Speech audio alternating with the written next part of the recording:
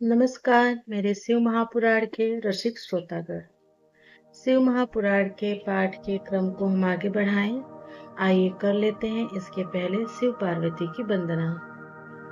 कर्पूर गौरम करुणावतारम संसार सारम भुजगेन्द्रहारम सदा वसन्तं हृदयारविन्दे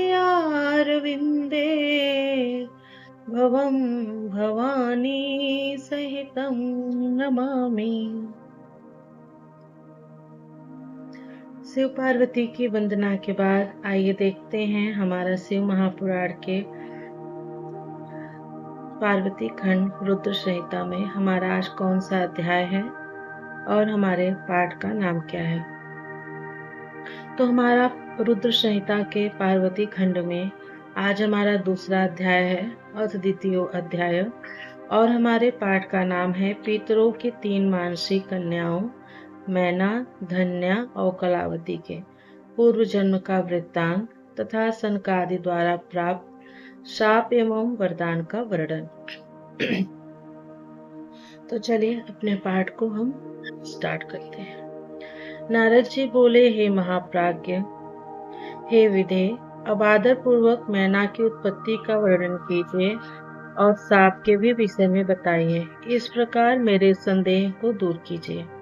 ब्रह्मा जी बोले, हे नारद, हे महाबुद्ध, आप इस मुनिगणों के साथ विवेक पूर्वक मैना की उत्पत्ति के वृत्तांत को अत्यंत प्रेम पूर्वक सुनिए। मैं कह रहा हूँ। हे मुने, मैंने अपने दक्ष नामक जिन पुत्र की चर्चा पहले की थी, उनके यहाँ सृष्टि की कारणभूता 60 कन्याएं उत्पन्न हुई। उन्होंने उन कन्याओं का विवाह श्रेष्ठ कश्यप आदि के साथ किया। हे नारद, यह सारा वृत्तांत आपको विदित ही है। अब प्रस्तुत कथा का श्रवण कीजिए।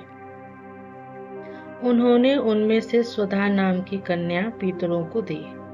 उस स्वधा से धर्म मूर्ति रूपा सौभाग्यवती 3 कन्याएं उत्पन्न हुई। हे मुनीश्वर, उन कन्याओं के पवित्र, सदा विघ्नों का हरण करने वाले तथा महामंगल प्रदान करने वाले नामों को मुझसे सुनिए। सबसे बड़ी कन्या का नाम मैना, मझली कन्या का नाम धन्या तथा अंतिम कन्या का नाम कलावती था। ये सभी कन्याएं पितरों के मन से प्रादुर्भूत हुई थीं।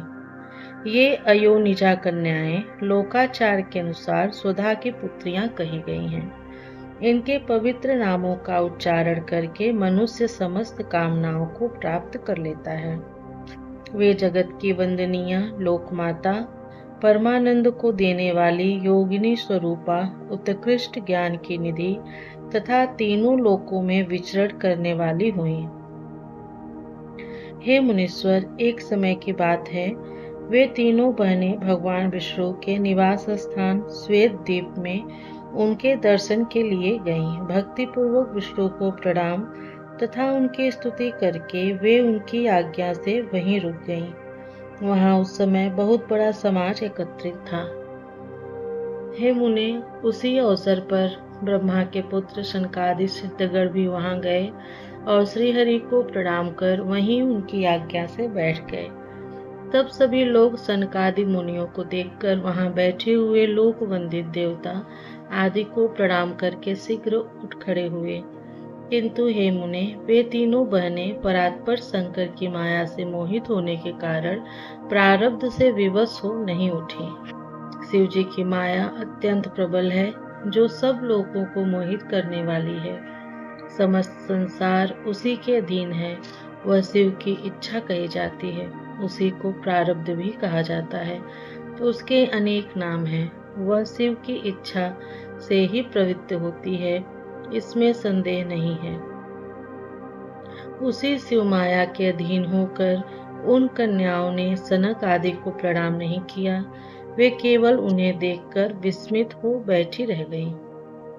ज्ञानी होते हुए भी सनकादि मुनीश्वरों ने उनके उस प्रकार के व्यवहार को देखकर अत्यधिक असह्य क्रोध किया। तब शिव जी की इच्छा से मोहित हुए योगेश्वर सनत कुमार क्रोधित होकर दंडित करने वाला शाप देते हुए उनसे कहने लगे। सनत कुमार बोले, तुम तीनों बहनें पितरों की कन्या हो, तथापि मूर्ख, सद्ज्ञान से रहित और वेद तत्व के ज्ञान से शून्य हो। अभिमान में भरी हुई तुम लोगों ने न तो हमारा अभिधान किया और न ही अभिवादन किया। तुम लोग नर भाव से मोहित हो गई हो, अतः इस स्वर्ग से दूर चली जाओ और अज्ञान से मोहित होने के कारण तुम तीनों ही मनुष्यों की स्त्रियां बनो। इस प्रकार तुम लोग अपने कर्म के प्रभाव से इस प्रकार का फल प्राप्त करो। ब्रह्मा जी बोले, यह सुनकर वे साध्वी कन्याएं आश्चर्यचकित हो गईं और उनके चरणों में गिरकर विनम्रता से सिर झुकाकर कहने लगी। पितृ कन्याएं बोली, हे मुनिवर, हे दया सागर, अब हम लोगों पर प्रसन्न हो जाइए। हम लोगों ने मूढ़ होने के कारण आपको श्रद्धा से प्रणाम नहीं किया। हे विप्र, अतः हम लोगों ने उसका फल पाया। इसमें आपका दोष नहीं है। आप हम लोगों पर दया कीजिए, जिससे हम लोगों को पुनः स्वर्गलोक की प्राप्ति हो। ब्रह्मा जी बोले, हे तात। तब उनकी यह बात सुनकर प्रसन्नचित्त वे मुनि शिव जी की माया से प्रेरित हो साप से उद्धार का उपाय कहने लगे। सनत कुमार बोले, हे पितरों की तीनों कन्याओं, तुम लोग प्रसन्नचित्त होकर मेरी बात सुनो। यह तुम्हारे शोक का नाश करने वाली और सदा ही तुम्हें सुख प्रदान करने वाली है। तुम में से जो ज्येष्ठ है वह विष्णु के अंशभूत हिमालय गिरी की पत्नी होगी और पार्वती उसकी पुत्री होगी। योगिनी स्वरूपा धन्या नामक दूसरी कन्या राजा जनक की पत्नी होंगी। उसकी कन्या महालक्ष्मी होगी, जिनका नाम सीता होगा। सबसे छोटी कन्या कलावती वैश्य वृषभान की पत्नी होगी, जिसकी पुत्री के रूप में द्वापर के अंत में राधा जी प्रकट होंगी। योगिनी मेनका पार्वती के वरदान से अपने पति के साथ उसी शरीर से परम पद कैलाश को जाएगी तथा यह धन्या जनक वंश में उत्पन्न जीवन मुक्त तथा महायोगी सिरध्वज को पति रूप में प्राप्त कर सीता को जन्म देगी तथा वैकुंठ धाम को जाएगी।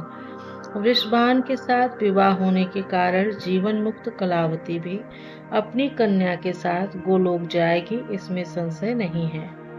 इस संसार में बिना विपत्ति के किसको कहाँ महत्व प्राप्त होगा। उत्तम कर्म करने वालों के दुख दूर हो जाने पर उन्हें दुर्लभ सुख प्राप्त होता है। तुम लोग पितरों की कन्याएं हो और स्वर्ग में विलास करने वाली हो। अब विष्णु का दर्शन हो जाने से तुम लोगों के कर्म का क्षय हो गया है। यह कहकर क्रोध रहित हुए मुनीश्वर ने ज्ञान, भोग तथा मोक्ष प्रदान करने वाले शिव जी का स्मरण करके पुनः कहा, हे पितृ कन्याओं, तुम लोग प्रीति पूर्वक मेरी दूसरी बात भी सुनो, जो अत्यंत सुखदायक है। शिव जी में भक्ति रखने वाली तुम लोग सदा धन्य, मान्य और बार बार पूजनीय हो। मैना की कन्या जगदम्बिका पार्वती देवी परम कठोर तपस्या करके शिव जी की पत्नी होंगी। धन्या की पुत्री कही गई सीता भगवान राम की पत्नी होंगी, जो लौकिक आचार का आश्रय लेकर उनके साथ विहार करेंगी, और साक्षात गोलोकवासिनी कलावती पुत्री राधा अपने गुप्त स्नेह से बंधी हुई श्री कृष्ण की पत्नी होंगी।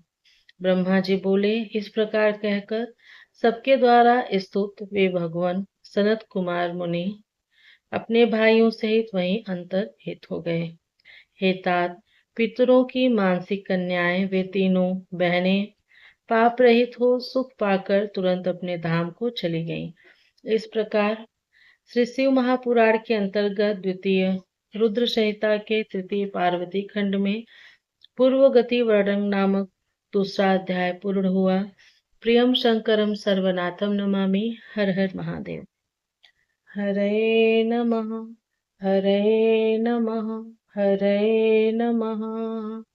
ओम नमः पार्वती पतये। हर हर महादेव। कथा सुनने के लिए आप लोगों का बहुत बहुत धन्यवाद। मिलती हूँ आप लोगों से शिव महापुराण की अगली कथा में।